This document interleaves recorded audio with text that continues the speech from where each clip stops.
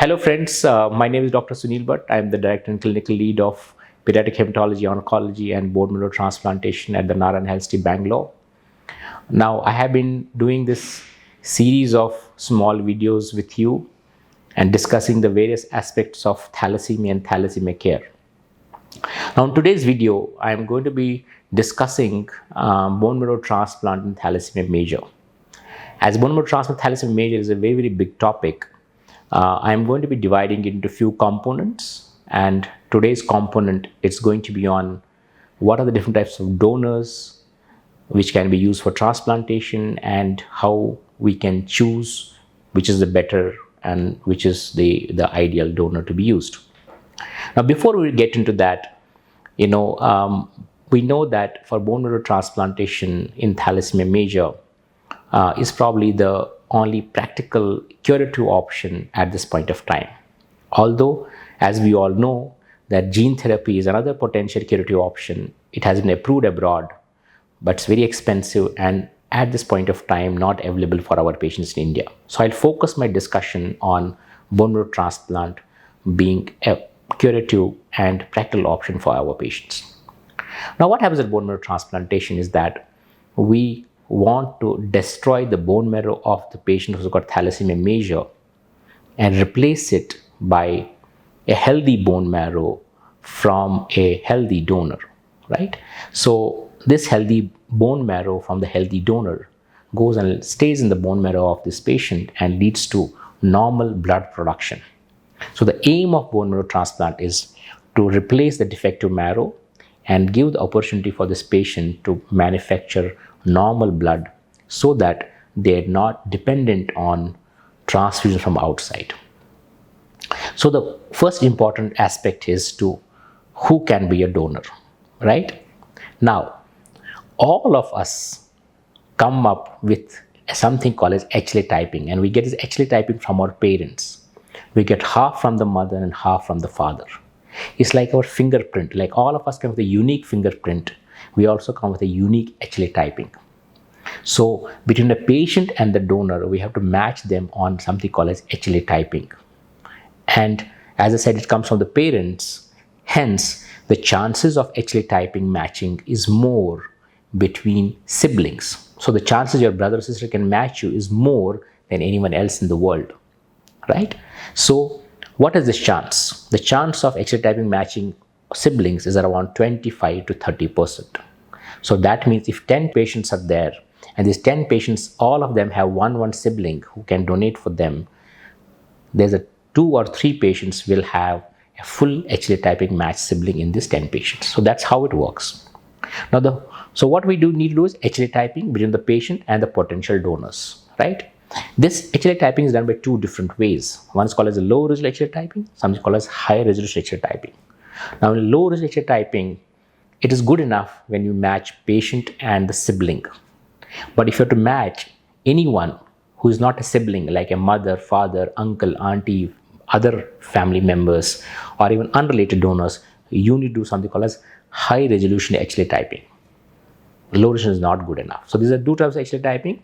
And mostly in today's world, today's days, we do high resolution typing for all of them. Even for siblings, we do high resolution typing because they're readily available and it's one short process and we don't have to repeat it again and again. So that is one.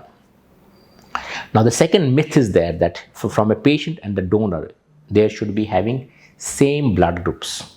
It's not important.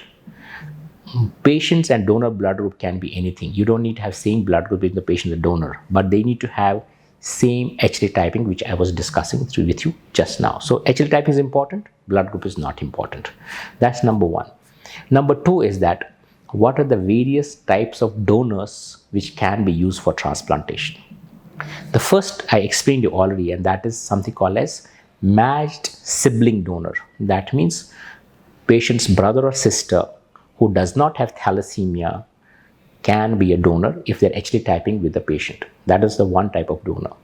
Second can be matched family donor. That means anywhere else in the family, like mother, father, uncle, auntie, or anyone else who's related to you in the family has got the same HLA typing as the patient has got. That is called as matched related, full match related donor, family donor. So this is one type of donor, that is a full matched family donor, whether sibling or non-sibling.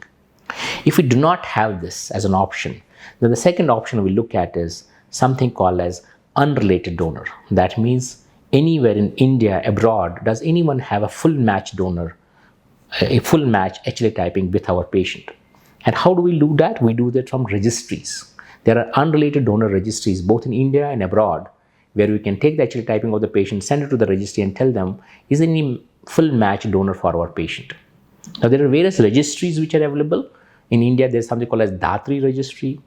There is a DKMS BMS registry. There's MDR registry in India.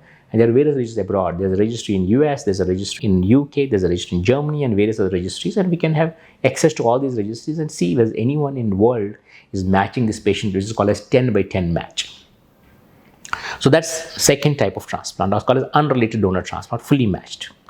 Third type of transplant which can be done, especially these days, is something called as haploidentical transplantation. That means half-match donor. So patients always have biological parents as half matches, right? And if the siblings are not a full match, they may be a half match also. So practically, when we use a half match donor, we have donor for practically every patient, because half match donors are available actually in all the patient families. That can also be a type of donor, and that's called as half match donor transplantation or haploidentical transplantation. That can be another type of donor. There's another type of transplantation which used to do before, and now we are not doing it as frequently. That's called as cord blood transplantation. That means you take the cord blood from an unrelated donor cord blood registry and use that as a cord blood donor transplant, which is somebody else's cord blood and stored in some registry in some cord blood bank. Now the cord blood bank, unrelated cord blood transplants have reduced in number because outcomes of haploidentical transplantation have improved over a period of time. And hence we these days do not use cord blood as a source of stem cells from unrelated donors. We still use cord bloods from related donors. If their siblings or cord bloods are stored, we can still use them. But usually the other ones we do not use nowadays very frequently. So these are the different types of transplants which can be done in thalassemia major. So first I said matched family donor, which can be sibling or non-sibling. Chances of that findings are about 25-30%. Matched unrelated donor, 10 by 10 match from unrelated donor registry. Chances of finding a full 10 by 10 match donor is around 10-20%. Third is haploidentical transplantation using one of the parents or other siblings as a donor, and that is something called as haploidentical transplantation. And as I said, practically everyone will have a donor available for transplantation. And the last one is called as cord blood transplantation, using cord blood as a source of stem cells, and that can be another type of transplantation which can be used. So these are the various types of donors which can be used for transplantation, and every patient will have to look at what options they have available, and based on the best option available for them, we will suggest or take them for that kind of transplant. So that was the first section I want to cover on transplantation based on the donor type. Thank you very much.